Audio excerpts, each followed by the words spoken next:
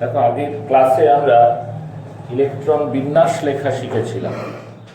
Quantum সংখ্যা, তারপর আউটবাউ নীতি, তারপর পাউলিস এক্সক্লুশন প্রিন্সিপাল, এগুলোর মাধ্যমে গিয়ে আমরা কোনো একটা অ্যাটমের মধ্যে ইলেকট্রনগুলো কিভাবে সাজানো থাকে, কনফিগারেশন অফ ইলেকট্রন, সেটা শিখেছিলাম। আজকে সেই ইলেকট্রন বিন্যাসেরও আরো কিছুটা আমরা অভ্যাস করছি। যেমন ধরো অক্সিজেন, অ্যাটমিক নাম্বার 8, এর বিন্যাস কি হবে? প্রথম ইলেকট্রন, অ্যাটমিক নাম্বার 8 মানে অক্সিজেনের মধ্যে 8টা ইলেকট্রন আছে। তার প্রথম ইলেকট্রন কোথায় যায়? 1s। কটা ধরে? দুটো, 1s2। তাহলে 8 এর মধ্যে দুটোর ব্যবস্থা হয়ে গেল। থাকলো কটা? 6টা। 1s ইলেকট্রন দিয়ে পূর্ণ হওয়ার পর ইলেকট্রন কোথায় যাবে? 2s এ যাবে। কটা ধরে? দুটো। তাহলে 2 2 4টে ইলেকট্রনের ব্যবস্থা হয়ে গেল। আর থাকলো 4টে।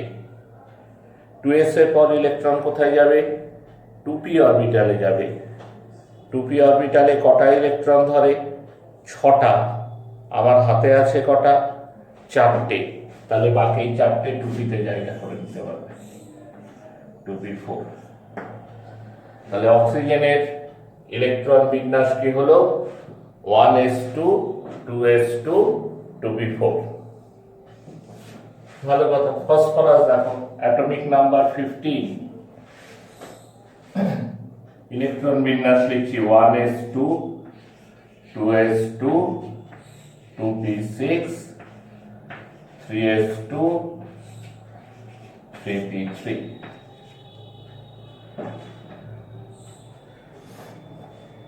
ঠিক আছে। ক্লোরিন 1s2,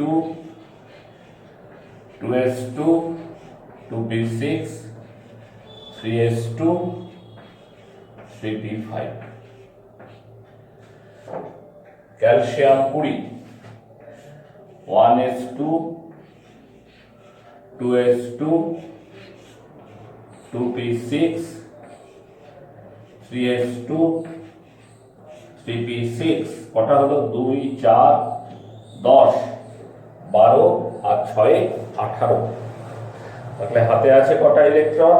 হাতে আছে আর দুটো মাত্র ইলেকট্রন, তাই না? আর দুটো ইলেকট্রন হাতে আছে।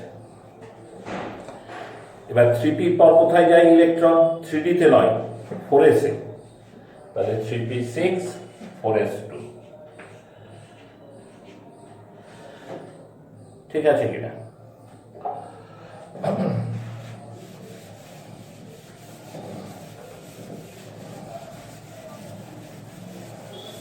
এবার ধরো তোমাদের বলি ইলেকট্রন বিন্যাস। আয়রন,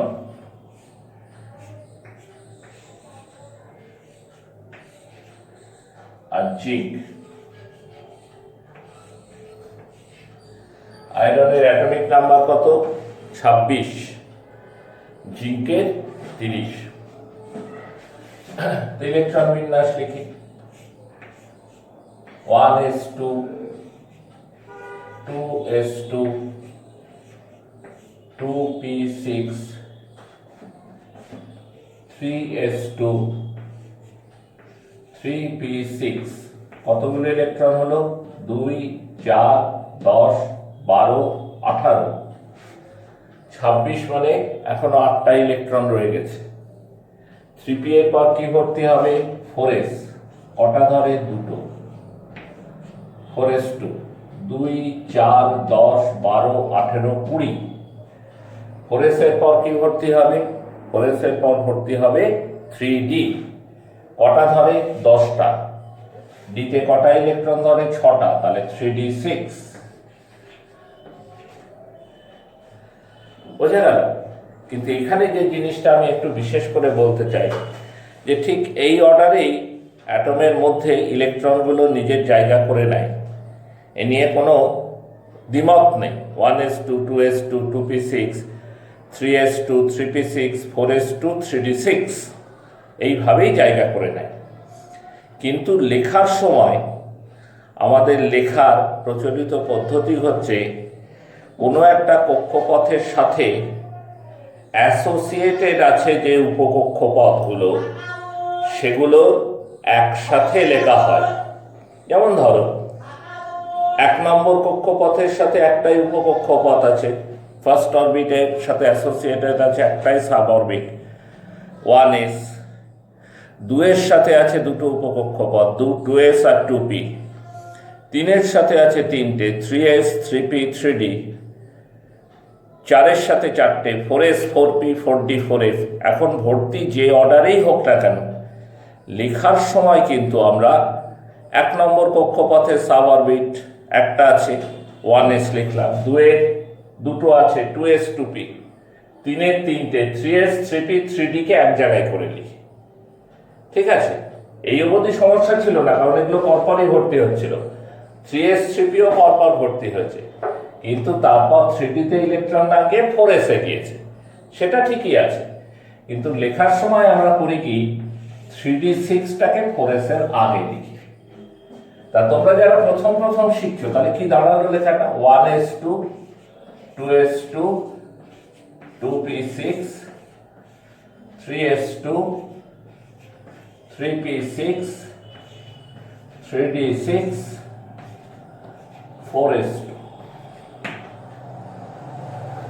ঠিক আছে, তা প্রথম তোমরা শিখছো, এখন অত হিসাব নিকাশ করে লিখতে হবে না, এখন এইরকম আগে লিখে নেবে 1s2 2s2 2p6 3s2 3p6, মানে যে অর্ডারে এনার্জি বাড়ে সেই অর্ডারেই তোমরা লিখলে। লেখার পর লেখা যখন হয়ে গেল তখন সাজিয়ে নাও, দিয়ে ওপরেরটা কেটে দিলে। বুঝতে পেরেছ? জিঙ্কের ক্ষেত্রে ধরো 1s2 2s2 2p6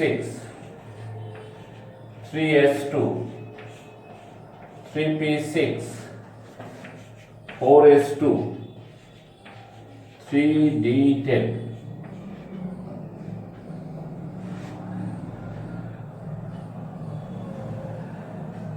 এই তো 2 4 10 12 18 20 30। ঠিক আছে, লেখার সময় আমরা কি কম করে লিখি? সিডিটাকে 4s এর আগে এনে লিখি। 1s2 2s2 2p6 3s2 3p6 3d10 4s2।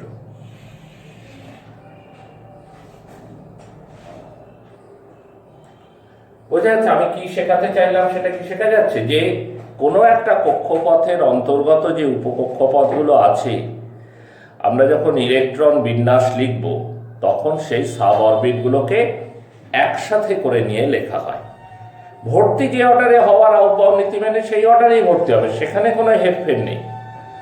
কিন্তু লেখার ক্ষেত্রে 3-এর সাথে অ্যাসোসিয়েটেড আছে sp-d সাব অরবিট, সেগুলোকে আমি একসঙ্গে করে লিখব। 4 যখন থাকবে 4s 4b 4d 4f, এগুলোতে যদি সব ইলেকট্রন থাকে তাহলে সেগুলো একসঙ্গে করে নিয়ে লিখব। বোঝা যাচ্ছে?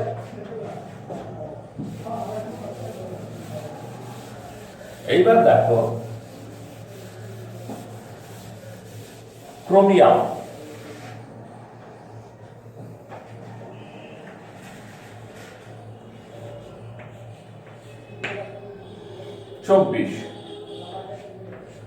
আমি যদি বিন্যাস লিখি কি হবে? 1s2 2s2 2p6 3s2 3p6 4s2 3d4। তাই তো? 2 4 10 12 18 20 24 সাজিয়ে নিলে লিখলে 1s2 2s2 2p6 3s2 3p6 3d4 4s2। এইটা লিখলাম, এটা কেটে দিলাম। কিন্তু তাতেও কিন্তু ব্যাপারের সমস্যাটা মিটল না, এই কনফিগারেশনটা ভুল। তোমরা বলবে যে কেন স্যার? এটা তো নিয়ম মেনে করা হয়েছে, আউট-পাউ প্রিন্সিপাল, পাউলিস এক্সক্লুশন প্রিন্সিপাল সবই মানা হয়েছে। কোনোটা অমান্য করা হয়নি। তাহলে ভুলের জায়গাটা কি হলো? আসলে এটা এক ধরনের ব্যতিক্রম বলেও ধরতে পারো। অবশ্য ব্যতিক্রম হলেও এর একটা এক্সপ্লানেশন দেওয়া যায়। ইট ইজ অ্যান এক্সেপশন, হ্যাঁ, কিন্তু এর একটা এক্সপ্লানেশন আছে, আমরা পরে দেবো সেটা। কি হবে তাহলে? এটা তো না হয় ভুল হলো, তাহলে হবে কি? 1s2 2s2 2p6 3s2 3p6 3d5 4s1, অর্থাৎ 3d4 4s2 ছিল, সেটা চেঞ্জ হয়ে হবে 3d5 4s1। এবং এটা শুধু ক্রোমিয়ামের ক্ষেত্রে হয় তা না, যে মৌলের ইলেকট্রন বিন্যাসের শেষে d4s2 আসে, সবসময় তা চেঞ্জ হয়ে গিয়ে d5s1 এ পরিণত হয়। If electronic configuration of any element ends with d4s2, এখানে যেমন 3d4 4s2 হয়েছে, অন্য জায়গায় 4d4 5s2 হতে পারে বা 5d4 6s2 হতে পারে, সঙ্গে সঙ্গে তা চেঞ্জ হয়ে গিয়ে কি হবে? 3d4 4s2 হলে 3d5 4s1, 4d4 5s2 হলে 4d5 5s1, 5d4 6s2 হলে 5d5 6s1 হবে। অর্থাৎ d4s2 ইলেকট্রন বিন্যাসের শেষে d4s2 এটা এলেই সঙ্গে সঙ্গে সেটা চেঞ্জ হয়ে গিয়ে কি হবে? d5s1। এটা 3d4 4s2 হতে পারে, 3d4 4s2 হতে পারে, then it must be changes into 3d5 4s1। এমন হতে পারে 4d4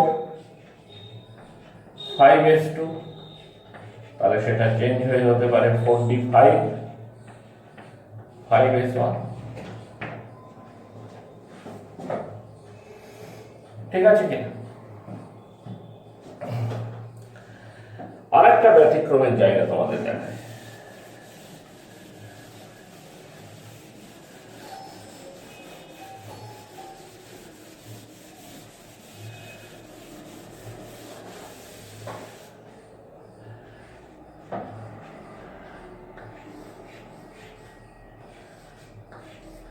কপার 29,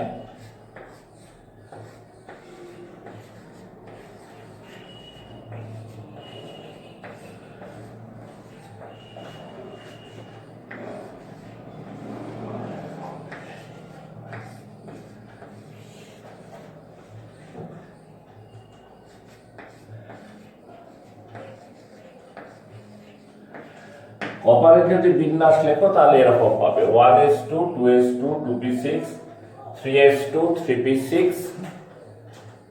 4s2 3d9। দেখো যোগ করে 2 4 10 12 18 20 আর 9 29। ঠিক আছে, কিন্তু এটাও ঠিক হবে না। প্রথমত এটা সাজানো নেই, আচ্ছা এটাকে যদি সাজিয়ে নিই,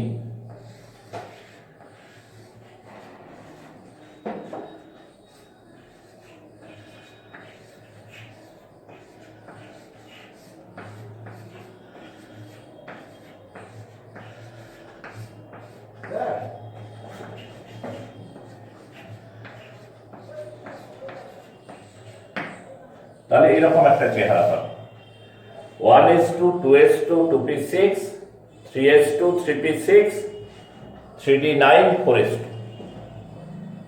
বুঝতে পেরেছো?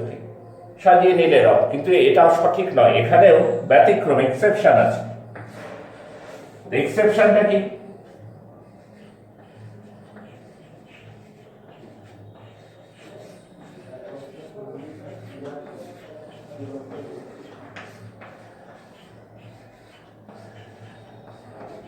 d9 4s2 না হয়ে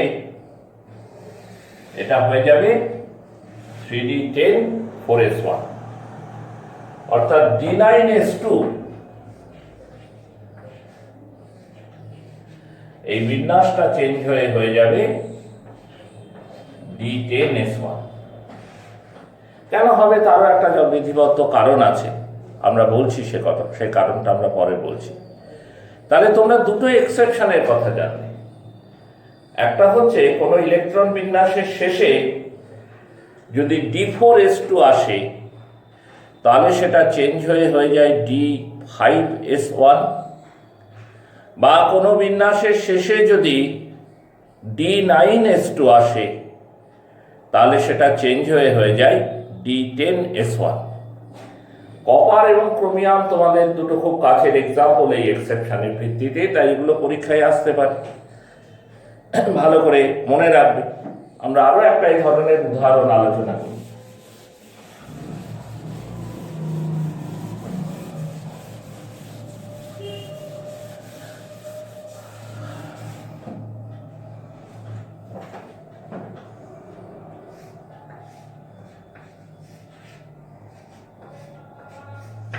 সিলভার 47,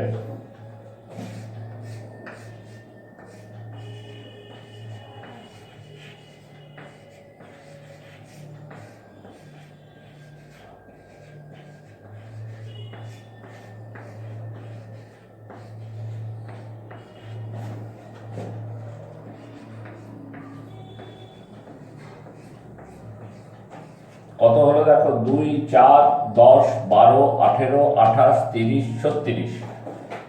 4p পর কি ভর্তি হবে? 5s, 38, তারপর ভর্তি হবে 40, 49, 5s। এবং প্রথম কথা হচ্ছে গুছিয়ে লিখতে হবে, সাজিয়ে লিখতে হবে। তাহলে 40টা 5s এর আগে চলে আসবে। তাহলে কি দাঁড়াবে বিন্যাস? 1s2, 2s2, 2p6, 3s2, 3p6, 3d10, 4s2, 4p6,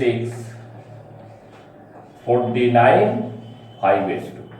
কিন্তু এরকম গুছিয়ে দিলেও তোমার ঠিক হলো না, কারণ এই যে 49, 5s2, আমি বললাম যে এটা যদি শেষে আসে তাহলে এরকম থাকে না, সেটা চেঞ্জ হয়ে কি হয়ে যায়? এটা চেঞ্জ হয়ে যায় 4d10, 5s1। that 1s2, 2s2, 2p6, 3s2, 3p6, 3d10, 4s2, 4p6, 4d10, 5s1। এইটা হবে সঠিক। এই যে D9S2 ছিল সেটা চেঞ্জ হয়ে যাবে D10S1। তাহলে এই দুটো এক্সেপশন মনে রাখবে। হ্যাঁ, ইলেকট্রনিক কনফিগারেশনের শেষে যদি D4S2 আসে তবে তা চেঞ্জ হয়ে যায় D5S1, আর ইলেকট্রন বিন্যাসের শেষে যদি D9S2 আসে তাহলে তা চেঞ্জ হয়ে যায় D10S1। এখন আমরা আর একটা নিয়ম শিখি।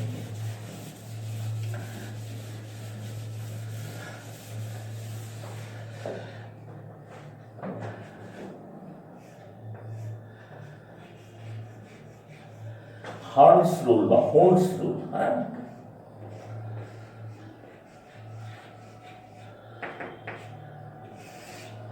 হুন্ডের সূত্র।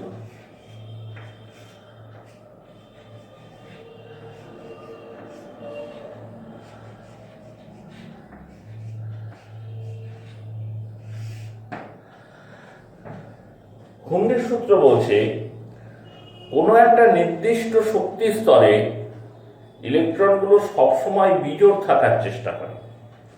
In a particular energy level electrons wants to stay unpair condition. কোনো একটি নির্দিষ্ট শক্তি স্তরে ইলেকট্রনগুলো কি চেষ্টা করে? বিজোড় থাকার চেষ্টা করে। In a particular condition, electron wants to stay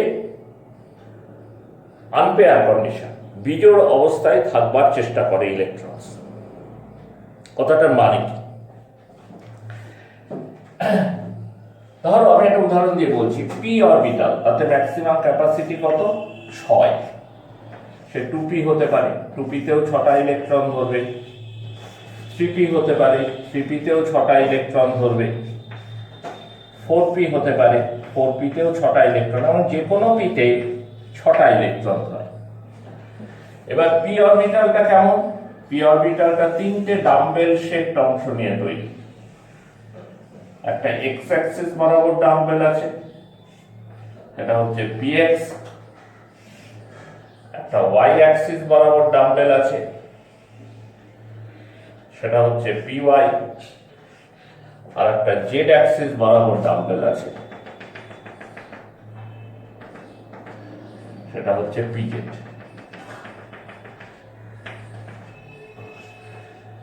ঠিক আছে, এই 3টে মেলালে চেহারাটা কেমন দাঁড়াচ্ছে?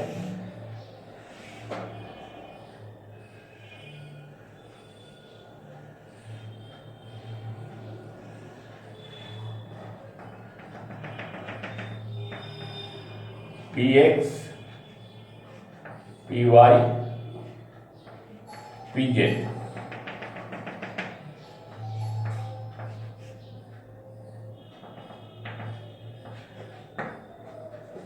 পিতে যে 6টা ইলেকট্রন ধরে এটা কিন্তু ইকুয়ালি ডিস্ট্রিবিউটেড, মানে px এর বরাবর 2টো ইলেকট্রন ধরবে, py বরাবর 2টো ইলেকট্রন ধরবে, py বরাবর যে ডাম্বেল তাতে 2টো ইলেকট্রন থাকবে, pz বরাবর যে ডাম্বেল তাতে 2টো ইলেকট্রন থাকবে।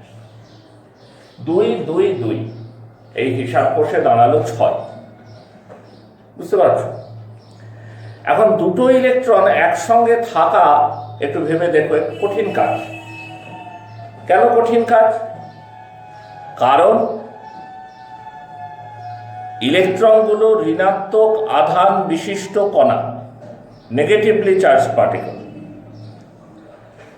তাহলে তারা যদি কাছাকাছি থাকে তাহলে তাদের মধ্যে একটা বিকর্ষণ বল বা ফোর্স অফ রিপালশন একটা কাজ করবে, এবং এই ফোর্স অফ রিপালশন ইলেকট্রনগুলোকে কিছুতেই কাছাকাছি থাকতে দেবে না। তবুও ইলেকট্রনগুলো তো থাকে, এই যে বলছি px বরাবর 2টো থাকে, py বরাবর 2টো থাকে, pz বরাবর 2টো থাকে, তাহলে pতে যদি 6টাই ইলেকট্রন থাকে তাহলে px এ 2টো থাকবে, py এ 2টো থাকবে, pz এ 2টো থাকবে। কি করে থাকবে? যদি তাদের মধ্যে বিকর্ষণ বলই কাজ করে তাহলে তারা একসঙ্গে থাকবে কি করে? এই অবস্থায় যদি 2টো একসঙ্গে থাকে তাকে বলে পেয়ার ইলেকট্রন। তো পেয়ার অবস্থায় থাকবেই বা কি করে? সে কিভাবে থাকবে? কারণ পেয়ার অবস্থায় থাকতে গেলে বিকর্ষণ কাজ করবে, তাদের সবসময় দূরে সরিয়ে দিতে চেষ্টা করবে। তৎসত্ত্বেও যখন পেয়ার হয়ে থাকে তখন বুঝতে হবে যে এই ফোর্স অফ রিপালশনের পাশাপাশি একটা ফোর্স অফ অ্যাট্রাকশন তাদের মধ্যে রয়েছে, একটা আকর্ষণ বল তাদের মধ্যে রয়েছে। বিকর্ষণ বলের পাশাপাশি একটা আকর্ষণ বল তাদের মধ্যে রয়েছে। কোথা থেকে এলো আকর্ষণ বলটা? এই ফোর্স অফ অ্যাট্রাকশনটা আসে ইলেকট্রনের ম্যাগনেটিক প্রপার্টি থেকে। তোমরা ক্লাস 10-এ পড়েছো ইলেকট্রোম্যাগনেটিজম। কোনো তারের মধ্যে দিয়ে তড়িৎ প্রবাহ গেলে সেই তারের চতুর্দিকে একটা ম্যাগনেটিক ফিল্ড বা একটা চুম্বক ক্ষেত্রের তৈরি হয়। ঠিক আছে? যে কোনো বস্তু যার আধান আছে তার নিজস্ব একটা ম্যাগনেটিক ফিল্ড আছে। তোমরা সেই বার্লো চক্র পড়েছো। ইলেকট্রনেরও আধান আছে, তাহলে ইলেকট্রনের ম্যাগনেটিক ফিল্ড আছে। এবার যদি দেখা যায় 2টো ইলেকট্রন যারা একসঙ্গে জোড়া বেঁধে থাকার চেষ্টা করছে তাদের ম্যাগনেটিক ফিল্ডটা, চৌম্বক ক্ষেত্রটা বিপরীতমুখী, তাহলে তারা পরস্পরকে আকর্ষণ করে। মানে চুম্বকের উত্তর মেরু দক্ষিণ মেরুর মতো ব্যাপার যদি দেখা যায় তাহলে তাদের মধ্যে একটা ফোর্স অফ অ্যাট্রাকশন তৈরি হয়। এবার কি করে বুঝবো যে 2টো ইলেকট্রনের মধ্যে যে 2টো ইলেকট্রনের যে চৌম্বক ক্ষেত্র তারা পরস্পরকে আকর্ষণ করবে না বিকর্ষণ করবে? কি করে বুঝবো? বোঝা যায় তাদের স্পিন থেকে। আমরা স্পিন কোয়ান্টাম নাম্বার আলোচনা করেছি, দেখেছি ইলেকট্রন নিউক্লিয়াসের চারপাশে ঘোরার সঙ্গে সঙ্গে নিজের অক্ষের চারপাশেও ঘোরে। এই যে অক্ষের চারপাশে ঘোরে, হয় ক্লকওয়াইজ ডিরেকশনে ঘোরে অথবা অ্যান্টি ক্লকওয়াইজ ডিরেকশনে ঘোরে, অর্থাৎ হয় ঘড়ির কাঁটার দিকে ঘোরে অথবা ঘড়ির কাঁটার বিপরীত দিকে ঘোরে। তো একটা ইলেকট্রন ধরা যাক নিজের অক্ষের চারপাশে ঘুরছে ক্লকওয়াইজ ডিরেকশনে, মানে ঘড়ির কাঁটার দিক বরাবর। ঘড়ির কাঁটার দিক বরাবর ঘুরলে তার যা ম্যাগনেটিক ফিল্ড হবে, ঘড়ির কাঁটার বিপরীত দিকে অ্যান্টি ক্লকওয়াইজ ডিরেকশনে ঘুরলে তার ম্যাগনেটিক ফিল্ড উল্টো হবে। তখন তারা পরস্পরকে আকর্ষণ করবে। তাহলে এই যে পিএক্স এ দুটো ইলেকট্রন থাকে, তুমি অবধারিত জানবে যে তাদের ঘূর্ণন, নিজের অক্ষের চারপাশে যে রোটেশন, সেটা বিপরীতমুখী। তাই তারা পরস্পরকে আকর্ষণ করে, তাদের মধ্যে একটা ফোর্স অফ অ্যাট্রাকশন কাজ করে। ওই রিপালশন থাকা সত্ত্বেও, এমন নয় রিপালশনটা মুছে যায়, ওই রিপালশনটা থাকা সত্ত্বেও তাদের মধ্যে একটা ফোর্স অফ অ্যাট্রাকশন ক্রিয়াশীল থাকে due to their opposite magnetic field. তাই তারা জোড়া বেঁধে একসঙ্গে থাকতে পারে। পিওয়াই এর ক্ষেত্রেও তাই, এখানে যদি দুটো ইলেকট্রন থাকে তাদের স্পিন অবশ্যই বিপরীতমুখী হবে। এই সূত্রে অবশ্যই কমন সেন্স প্রয়োগ করলে তোমরা বুঝতে পারবে যে দুটো ইলেকট্রন যাদের স্পিন একমুখী, অর্থাৎ দুটোই ক্লকওয়াইজ বা দুটোই অ্যান্টি ক্লকওয়াইজ, তারা কখনোই তারা কিন্তু জোড়া বাঁধতে পারবে না। কেন জোড়া বাঁধতে পারবে না? কারণ দু ধরনের ফোর্স অফ রিপালশন তাদের মধ্যে ক্রিয়াশীল থাকবে। কি?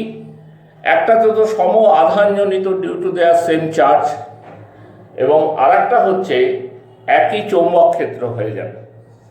দুটোই হয়তো নর্থ পোলের মতো বা দুটো সাউথ পোলের মতো ব্যাপার হয়ে যাবে, গিয়ে পরস্পরকে একটা এক্সট্রা ফোর্স অফ রিপালশন দিয়ে ঠেলবে, দূরে ঠেলবে। তাই যে দুটো ইলেকট্রন কাছে আছে, পেয়ার অবস্থায় আছে, তাদের কথা যদি ভাবি, তবে জেনে রেখো যে তাদের স্পিন সবসময় বিপরীতমুখী হবে। তাদের ঘূর্ণন সবসময় কি হবে? বিপরীতমুখী ঘূর্ণন হবে। একমুখী ঘূর্ণন হলে হবে না, বিপরীতমুখী ঘূর্ণন হতে হবে। ঠিক আছে? এইবার ধরো পি অরবিটালে, যদি আমি এগুলো মুছে দিলাম, ধরো কোনো একটা পরমাণুর ইলেকট্রন বিন্যাসে পি অরবিটালে একটা ইলেকট্রন আছে, পি একটা ইলেকট্রন আছে, P1, তা সেটা কোথায় থাকবে? Px, Py, Pz, তিনটেই দুটো করে ইলেকট্রনকে জায়গা দিতে পারে। আছে মোটেই একটা ইলেকট্রন, তাহলে সেটা Px এ থাকতে পারে, তাহলে দুটো জিরো হবে, অথবা Py এ থাকতে পারে,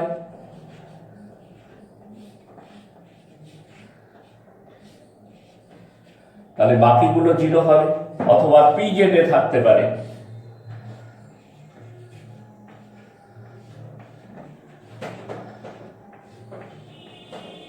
তাহলে বাকিগুলো জিরো হবে। ঠিক আছে কি? তা আমরা সাধারণত অ্যালফাবেটিক্যালি উচ্চারণ করি, তো তাই এক্স ওয়াই জেড এই ফর্মে উচ্চারণ করি, Px1, Py0, Pz0। যদি P2 বিন্যাস হয়, অর্থাৎ P তে দুটো ইলেকট্রন থাকে, তাহলে কি হবে? Px1, Py1, Pz0। তোমরা বলবে কেন? এরকমও তো হতে পারতো, Px2, Py0, Pz0 এরকম হতে পারত। আমি বলবো তা হবে না। এইটাই হচ্ছে কুন্ডের সূত্র। ইলেকট্রন যতক্ষণ সুযোগ আছে ততক্ষণ তারা আনপেয়ার থাকার চেষ্টা করবে। ততক্ষণ তারা কি চেষ্টা করবে? ততক্ষণ তারা বিজোড় থাকবার চেষ্টা করবে। বুঝতে পারছো কথাটা? দুটো ইলেকট্রন পিএক্স এই দুটো ঢুকে যেতে পারত, ঢুকবে না। একটা পিএক্স এ ঢুকবে, একটা পিওয়াই এ ঢুকবে। কেন ঢুকবে? কারণ এতে তাদের মধ্যে যে ফোর্স অফ রিপালশন, তোমরা এটা ভুলে যাও না যে একটা ফোর্স অফ অ্যাট্রাকশন আছে, মানে রিপালশনটা চলে গেছে। সেম চার্জ পরস্পরকে রিপেল করবে, সবসময় করবে। ফোর্স অফ অ্যাট্রাকশন থাকলেও তার পাশাপাশি ওই রিপালশনটা ক্রিয়াশীল থাকবে। এইরকম বিজোড় থাকলে সেই রিপালশনটা অনেক কমে যায়, সেই জন্য সে বিজোড় থাকবে। যদিও তার এক জায়গায় দুটো থাকার সম্ভাবনা ছিল, কিন্তু সে থাকবে না। ঠিক সেরকম P3 হওয়া মানে Px1, Py1, Pz1, অর্থাৎ তিনটেই বিজোড় অবস্থায় চলে যাবে। P4 হলে কি হবে? এইবার আর সুযোগ নাই, এবার ওকে জোড়া বাঁধতেই হবে, কারণ আর তো জায়গা নেই বিজোড় থাকা। যতক্ষণ পর্যন্ত জায়গা ছিল ততক্ষণ পর্যন্ত সে বিজোড় থেকেছে, এইবার আর জায়গা নাই, সে জোড়বদ্ধ হবে। py1 pz1। p5 হলে কি হবে? px2 py2 pz1। p6 হলে কি হবে? px2 py2 pz2। তো এইটাকে আমরা বলি p3। p-তে মোট ইলেকট্রন ধরে কটা? 6টা। p3 যখন আছে তখন সে কি অবস্থায় আছে? হাফ ফিল্ড কন্ডিশনে, এটাকে বলি হাফ ফিল্ড বা অর্ধপূর্ণ অবস্থায় রয়েছে p অরবিটাল। p অরবিটাল কি অবস্থায় আছে? Half field. আর এখানে এসে p অরবিটাল কি অবস্থায় আছে? ফুল ফিল্ড, সম্পূর্ণরূপে ভর্তি। এই দুটো কনফিগারেশনই স্থায়ী, স্টেবল। দুটো বিপরীত কারণে এরা স্টেবল। যখন হাফ ফিল্ড তখন maximum number of unpair electron. কটা আনপেয়ার ইলেকট্রন? 3টে। এর চেয়ে বেশি পিতে আনপেয়ার ইলেকট্রন থাকতে পারে না। p1 এ একটা আনপেয়ার, p2 তে দুটো, p3 তে 3টে, p4 এ আবার দুটো, p5 এ একটা। তাহলে ম্যাক্সিমাম আনপেয়ার কখন? যখন সে p3 তে আছে, তখন ম্যাক্সিমাম ইলেকট্রন হচ্ছে আনপেয়ার, ফলে এখানে বিকর্ষণ বল সবচেয়ে কম। আবার p6 যখন পুরোপুরি ভর্তি হয়ে গেছে, তখন সবকটা ইলেকট্রন পেয়ার হয়ে আছে, তাহলে ফোর্স অফ অ্যাট্রাকশন ম্যাক্সিমাম, আকর্ষণ বলটা এখানে সবচেয়ে বেশি, আর বিকর্ষণ বলটা এখানে সবচেয়ে কম।